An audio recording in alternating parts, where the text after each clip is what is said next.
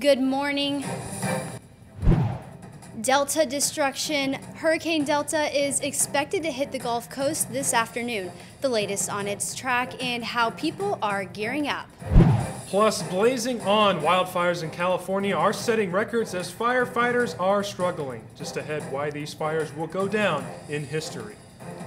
And hot and cold, no fall weather is expected this weekend. Temperatures could reach 80 degrees. Our weather team has your weekend outlook, but for now, go ahead and get the coffee ready and open up those eyes. You're waking up with Cardinal Weather. From Ball State Unified Media, you're waking up with Cardinal Weather, live. State Weather Center. Hey, and a good Friday morning to you. You're waking up with Cardinal Weather. I'm Annie Keister. And I'm Nathan Gidley here at the anchor desk today. Certainly not Tyler Brummett. Hopefully getting some much needed rest. I had my week. It's his turn now, but we are excited to welcome Nathan here this morning. Yeah, thanks for having me. It's going to be a fun time here at the desk, but what's not a fun time is the situation in the south here as Hurricane Delta is still going in the south there. Natasha's got the latest here with the first check of your national weather. Preparing for the landfall of Hurricane Delta. That's expected to come this afternoon. It's currently a Category 3 storm with sustained winds of 115 miles per hour. Now, that track, around 1 p.m. Central Daylight Time, it will be just off the coast. And some of the big things that we are expecting from this storm, they are expecting hurricane force winds to arrive by 2 p.m. Central Daylight Time on the coast, and also some of that storm surge going to be 7 to 11 feet, especially to the eastern portions of the Louisiana coast. Now, those hurricane watches and warnings are in effect, and also that storm surge all along the Gulf Coast here. But again, that is not expected till later this afternoon. And of course, I'm going to have more on that in my full national weather later on in the show. All right, Natasha, thank you so much. And once again, a storm is taking aim at the Gulf Coast. Hurricane Delta is gaining strength and could make landfall by this evening as a Category 2 or 3 hurricane. Daryl Forges is in Lake Charles, Louisiana, where residents are still in cleanup mode after the last major storm from just a few weeks ago. This is a very unprecedented situation that we're dealing with. Just 6 weeks since taking a direct hit from Hurricane Laura. The effect from what happened from last storm and coming to this storm, I don't think we're going to have nothing left. Louisiana residents are bracing yet again. Now landfall is forecasted in almost exactly the same areas landfall occurred with Hurricane Laura. After slamming into the Yucatan Peninsula on Wednesday, Hurricane Delta is intensifying and aiming for the Gulf Coast. It's scary to see what we're seeing on the radar right now, and it truly almost is, I suppose it would be unbelievable if we hadn't been through 2020 already. Forecasters are predicting hurricane force winds along with a storm surge that could be as high as 11 feet in some places, impacting those on the coast and further inland.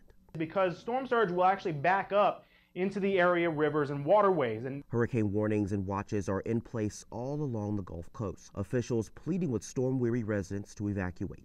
I can tell you that we as city employees are going to move heaven and earth and leave no stone unturned to get people out of Lake Charles. But for many Louisianans facing down the 4th named storm to strike the state this year, there may be no going back this time around.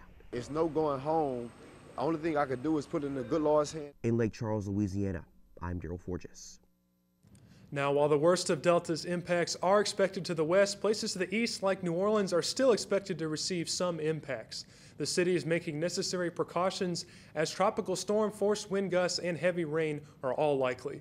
The mayor mentioned we can still expect impacts here, more of a tropical storm type impacts, and that's what we're really focusing on and concentrating on right now. And Hurricane Delta made landfall in Mexico Wednesday morning, roughly halfway between the resort towns of Cancun and Playa del Carmen. It caused some flooding in the area. However, interaction with the peninsula weakened the now Category 3 hurricane before landfall in the U.S. this afternoon. And transitioning out west, the August complex fire is now the largest in California's history and has earned the new designation of a gigafire. A gigafire is one that burns more than 1 million acres, and the August complex is California's first in this category. The term gigafire is above the next step, above what experts call a megafire, which burns 100,000 acres. But the August complex wildfire is not the first gigafire in the U.S. Previous fires in Alaska, Montana, and Idaho have also scorched more than 1 million acres. Another gigafire occurred earlier this year in Australia, where nearly 1.5 million acres burned. And more than 65,000 acres have burned, and at least 68,000 people were told they have to leave their homes.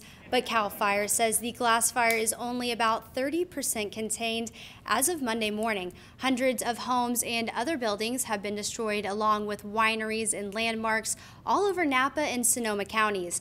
As some evacuation orders were downgraded to warnings, people started to head home. For folks in Santa Rosa, it wasn't the first time they've gone through this.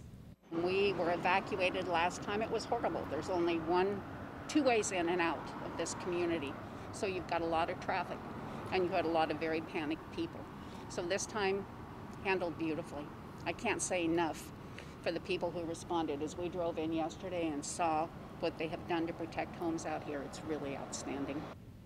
CAL FIRE says the fire is still threatening more than 700 buildings. And in environmental news, Britain's Prince William is making sure the critical issue of climate change remains front and center.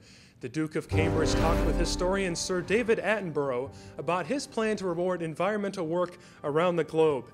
It's called the Earthshot Prize. Think of it as a Nobel Prize for the environment. 5 separate £1 million rewards will be given out every year for the next decade.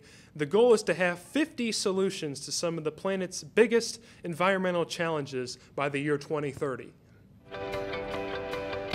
And certainly, I love David Attenborough, and we do have some stuff happening here in local weather. It's like a nice cool morning out there. Morgan, do you have the details? Yes, conditions this morning are definitely clear. Radar showing pretty clear conditions as well. Nothing going on, pretty calm, pretty quiet. Pushing out, we can see that there's that storm track off in the Gulf of Delta, and we can see those jet stream lines moving in. And the question of this morning is, will the remnants of Delta impact our weather? But I will have more on that in my full forecast. However, conditions this morning right now, we're sitting in the mid-50s, around 54 in Muncie, 40s in Fort Wayne and Kokomo, but overall temperatures pretty consistent throughout the region as well. Now, as we continue to take a look at what's going to happen today, we can see temperatures in the 60s by 9 a.m. and going to continue to track warmer as we continue around noon and reaching our high today of around 70s, 80s by 5 p.m. And as we continue to go into what I will be tracking later on in the show, we will see a warm week ahead as we head out in the week. Rain chances on the way, as well as a drop in temperatures. All right, thank you, Morgan. Just ahead, a new antibody therapy. We'll give you the details. That's after your weather now.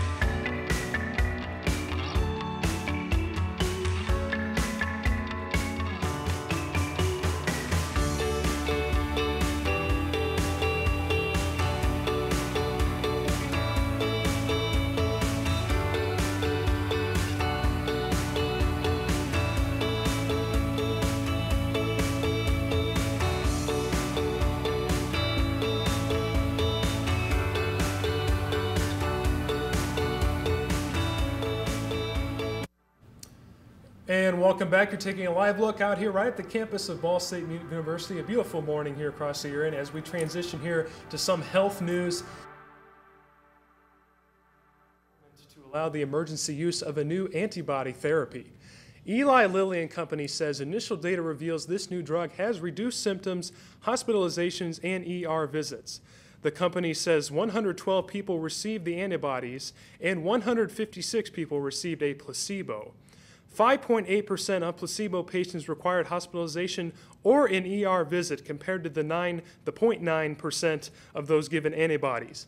Lilly says this drug is similar to the one President Trump received from Regeneron Pharmaceuticals. And the latest on the coronavirus numbers here in Indiana, state officials reporting 16 new COVID-19 related deaths and 1,408 new cases. Right here on campus, a total of 21 new cases have been reported on Ball State's dashboard. 18 of those cases were through BSU's partnership with IU Health. The other 3 are from other sources. There are an estimated 32 cases on campus. To the state, there have been a total of 1,031 cases reported since the dashboard launched on August 17th. And though it's a Muncie staple, Merck's Family Dining is no exception to getting hit by the pandemic. I caught up with the owners and got a look at this location's journey through COVID-19 so far. Well, we were all worried, you know, if we were going to stay open or not. Most know Merck's as the restaurant with airplanes. Some know the Merkel family. But what some might not know is that amidst the pandemic, Merck's was in trouble. So it's hard when everybody's at home and don't have the customers, flowing through. Merck's was hit hard during March and April, prepared for each week to be their last. Even a quick Facebook search still says the restaurant is permanently closed. Well, we didn't have inside service for several months, so the girls would run the food outside. Something especially hard for a place like Merck's. Open the car door, put it in the back seat. I mean, there was no touching, no talking, no anything, A restaurant with above average customers. They're very loyal. Some of them eat here 2-3 times a day. The girls, people come in, they know everybody by name. And when somebody comes in day after day for the last 6 years, you kind of know what they eat. But thanks to those customers and receiving the PPP loan back in May, the restaurant is in fact open for business and at around 60% normal activity, feeding their supporters and hoping that someday they can be back to their regular visits. I miss the ones that haven't been back. When one of them do come back, it's like, oh, I'm so glad you're all right, You just go with the flow, After this crisis, there'll be another one, That's about how I feel about it. Just keep coming back in, knowing that, we're doing everything we can to keep everybody safe and healthy. In Muncie, Annie Keister, NewsLink, Indiana. We've got more details on how to help out Merck's on ballstatedaily.com. And now the latest on COVID-19 in Brazil. The country has now reported more than 5 million cases of COVID-19. The health ministry reported Wednesday more than 31,000 new infections and more than 700 new deaths in just 24 hours. So far, Brazil has reported nearly 150,000 deaths from the coronavirus. The country has the world's 3rd highest number of cases after India and the United States. Brazil also has the world's 2nd highest death toll after the U.S., and that's according to data from Johns Hopkins University. And across the Atlantic, Italy has a new mask rule. The country is now requiring people to wear face masks in all outdoor spaces across the country. Those who do not comply could face a fine of up to $1,100. On Wednesday, Italy reported its highest daily increase of COVID-19 cases in more than 5 months. Now your time is 8:13 on this Friday morning. It's nice and beautiful out here today, but let's go ahead and check back in with Natasha. Good morning. Good morning. Temperatures around the country are a little bit on the cooler side. We have temperatures ranging from the mid-50s, getting up to 70, 54 degrees in Muncie, 68 in Atlanta, 68 in Las Vegas. Those temperatures are going to warm up to summertime temperatures for most of the country. That's 85 in Miami Beach, 79 in Cincinnati, 80 degrees in Denver, 88 degrees in Las Vegas. Let's take a look at the radar. Except for the south, there's not much going on around the northern and west portions of the country. I'll turn on those watches and warnings. It gets a little bit more colorful out to the west. You see there's a freeze warning in northern California. They're going to expect some frost. Then, of course, fire weather is still very prominent with higher wind gusts expected around much of the western portion of the United States, but they're not seeing any of the winds that the Gulf Coast is going to see here. There is Hurricane Delta. It's currently a Category 3 storm. It's expected to make landfall in Louisiana sometime this afternoon. You can see the hurricane watches and warnings there all along the coast. We have some of the storm surge warnings and the high wind advisories there.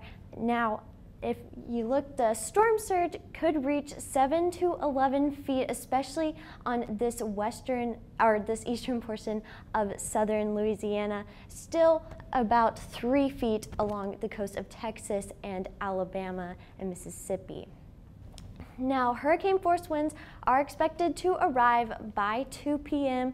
Central Daylight Time, so it might reach, or that's going to be along the Louisiana coast there that those hurricane force winds are going to hit. They are going to expect some severe weather off to the eastern portion of Louisiana. That is because the strongest storms of hurricanes are to the northeast. So they might be seeing some tornadoes there, definitely some strong winds. That's something that they're going to have to look out for. Here is the track for Hurricane Delta. Around 1 p.m. Central Daylight Time, it's going to be just off the coast there, reaching by Saturday at 1 a.m. Central Daylight Time around the middle of Louisiana. That's going to make a northeastward track ending somewhere in Tennessee, maybe even up into Kentucky. Maybe it will reach here, providing some of the impacts, but definitely a storm to watch out for there. They're going to be expecting a lot in the coming hours. All right, Natasha, thank you again. Now, in just a moment, Muncie locals and visitors are going to want to stay tuned. We've got a live look at Minnetrista, somewhere you're going to want to visit. And that's coming up right after your weather now.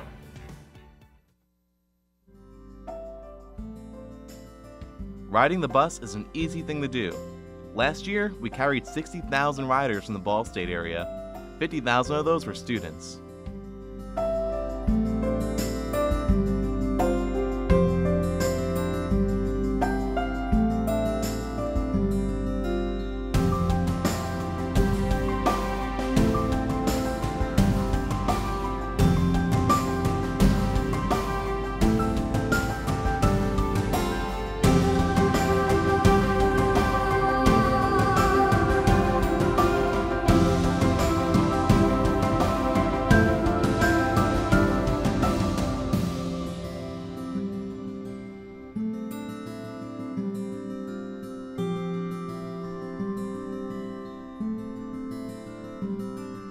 Anywhere you want to go, Mitts will take you there. Welcome back. It's 8:18 on your Friday morning. You're looking at a warm October Friday morning on campus, but bringing it right back here in the studio. Something right here in Muncie, a new location is opening up at Minnetrista. The Bob Ross Experience is just a couple weeks away from its grand opening. Yeah, I got to do a project about Bob Ross here last semester, so this is really exciting. Lexi Exterly is there live with us now. Good morning, Lexi. Thank you, Nathan. We're here this morning previewing the grand opening of the Bob Ross Experience with Katie Maggart. Katie, can you tell us a bit about what this experience will entail? Yeah, so it's going to be really cool. So you can see the home behind us, and this is the actual space where Bob painted most of the joy of painting. We've kind of been chatting about it, and it's kind of an unassuming little house, but lots of great things happened in it. So yeah, this experience is going to be in the downstairs portion of the home for this year. We're hoping to expand next year. But what you can expect to see is lots of Bob, lots of the joy of painting. There's a recreated studio space in the actual space where Bob painted. So his easel is where his easel was. And it's going to look really interesting because they're recreating it to what the studio space really looks like. So nothing fancy. It's gonna look, messy here and there, but that's how they had it and that's how it worked. And then also there's gonna be a spot where it's kind of a recreated 80s living room. And really the thought behind that is, Bob met people in their homes. That's how people experienced him. That's how people are still experiencing him. And so it's kind of a view of that as well. So there's going to be some really great pieces in there. We've got Bob's original easel. We've got original paintings. We've got his palette. We've got paintbrushes. We've got paints. And so there's a lot of really cool pieces that you're going to get to see that really have never been seen before. And some of those you're going to be able to touch some of those at different times. And so, we really wanted this to be, again, that word experience. We wanted you to come and experience Bob and who he was, and who he still is to us now. So that's kind of it. So what should viewers do to partake in this experience? Yeah, so this experience is technically an exhibit experience for us. So we require tickets for it, especially with everything going on. Those tickets are timed. So you have plenty of time. You pick your time slot, and then you get plenty of time to be in this space, but that's kind of how we're going about it. So we do have our grand opening. October 31st is when this opens to the public. Most of those tickets for the actual getting in the home that day are sold out, but there's going to be lots of really fun events going on that day. We're going to have painting workshops. We're going to have all kinds of stuff for you to be able to participate in. Lots of work going on in the home. So and then after that, you're going to be able to get in the home 5 days a week by purchasing those tickets. And how long has work been going on here? About a year. So we've been working on this for a long time. Wow. We're excited. And like Katie said, if you want to see this progress, be sure to check out their website, look for tickets. Back to you, Annie and Nathan. A bright sunny start to our morning here in Muncie as well as our hometown. We can see here on the hometown current temperatures in the 40s with our lowest current temperature in the Richmond area around 45, but the other cities right now sitting in the upper 40s around 48, 49 degrees. And as we continue to look and track what's going on this morning, currently winds right now pretty calm. There's some slight winds in Indianapolis coming out of the east-southeast around 3 miles per hour. Fort Wayne's experiencing some slight easterly winds, as well as Muncie experiencing some slight south winds impacting the area. Now those winds will continue to intensify slightly as we continue to move throughout the day, as winds continue to come out of the south, reaching anywhere between 5 to 10 miles per hour and gusts around 20 miles per hour. Continuing to be a beautiful warm day today, high in the 80s.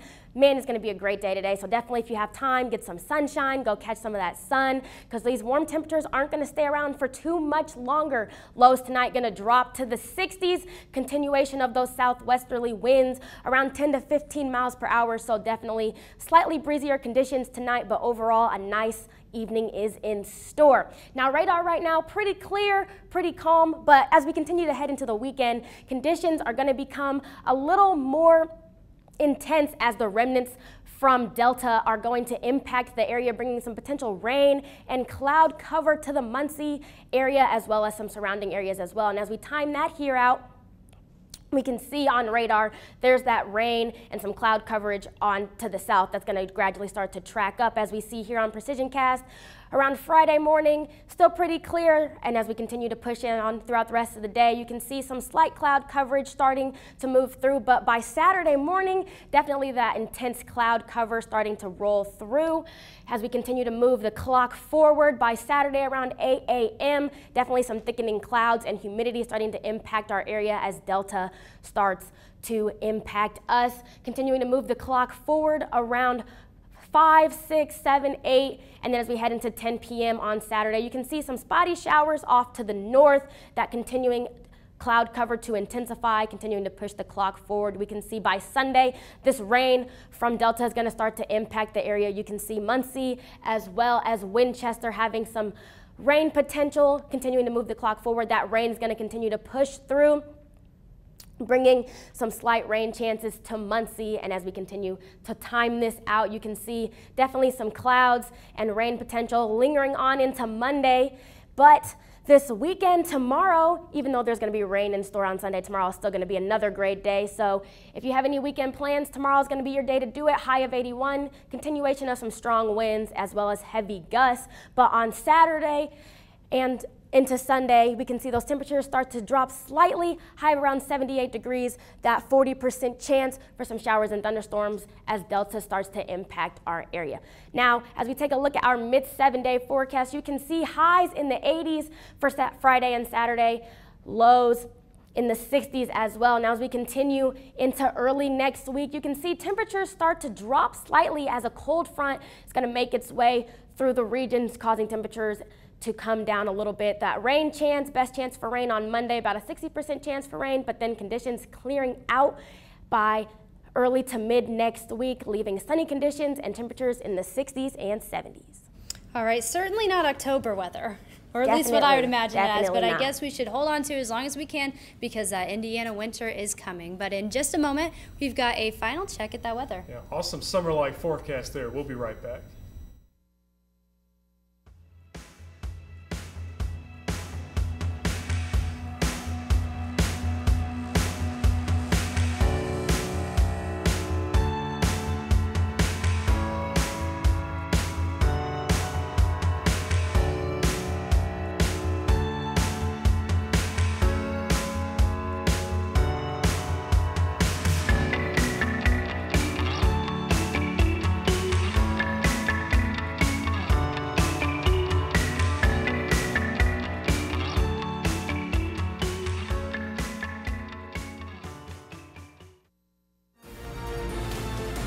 From the heart of Ball State to the heart of your community, NewsLink Indiana brings you local and state news you care about. We pride ourselves with giving you the most reliable news coverage, stories that affect you, linking you to the community each night on air and online. NewsLink Indiana, bringing news to the heart of your community.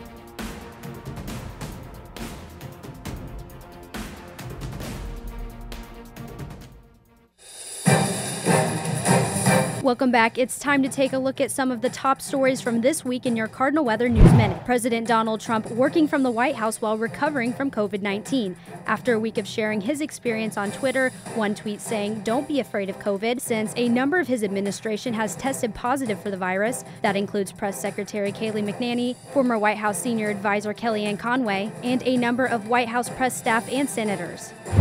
The vice presidential candidates faced off Wednesday. Though notably more civil than last week's presidential debate, the show between Mike Pence and Kamala Harris was still contentious. As the coronavirus looms over the election, the second presidential debate slated for next week in Miami will now be virtual. The Biden campaign agreeing to the change, but President Trump is telling Fox News he won't participate. Finally, if you are looking for a late night snack or perhaps a late dinner on campus, you can find one inside North Dining Hall. Ball State Dining is providing students with a pickup window. The limited menu includes items like sandwiches, salads, even milkshakes. Students can visit the pickup window from 9 p.m. to 12 a.m. Sunday through Thursday. And that's all for your Cardinal Weather News Minute this week. Nathan? Yeah, and one neighborhood in Muncie is planting new roots. Oh, Lexi yesterday already had that story, so we're excited for that. Great job, Lexi. We're going to take one last look here at the final weather. Professors, students, and community members alike met early Saturday morning with a clear goal to plant 12 new trees in the Riverside Normal City neighborhood. Look, it's our first tree! At this year's event, the group saw an increase in the number of volunteers, and many who took part in last year's event returned for a second time. We've just had so many people just show up to help, and it's been fantastic. It makes the work go so much lighter. In previous years, the neighborhood had seen many dead or diseased older trees removed, leaving empty areas behind. In response, the Neighborhood Association partnered with the Muncie Urban Forestry Program to bring new trees to their community. Ball State student Allison Janik says she expects the new trees will have a positive impact on the neighborhood. It's going to help add more life to the neighborhood, in my opinion. Heather Williams, president of the Neighborhood Association, says these efforts have required great involvement from the community. Not only did many community members volunteer to plant new trees, but each tree has been adopted by a neighborhood resident who will be responsible for watering and caring for it during difficult seasons. A total of 26 trees have been planted so far, and the Neighborhood Association is already planning future events to plant more. We'd love to have more involvement, especially from students. You live here, and we want you to be a part of the neighborhood. In the meantime, Williams says they hope that residents will take advantage of other events and programs throughout the year. For Waking Up with Cardinal Weather, I'm Lexi Esterly. Neighborhood is even holding a spirit contest, but for us here back now, let's just take a final look at that Muncie weather. A sunny day today, but rain is on the way. Definitely going to be nice next week. All right, Morgan, thank you so much. Thank you all for joining us and have a great week.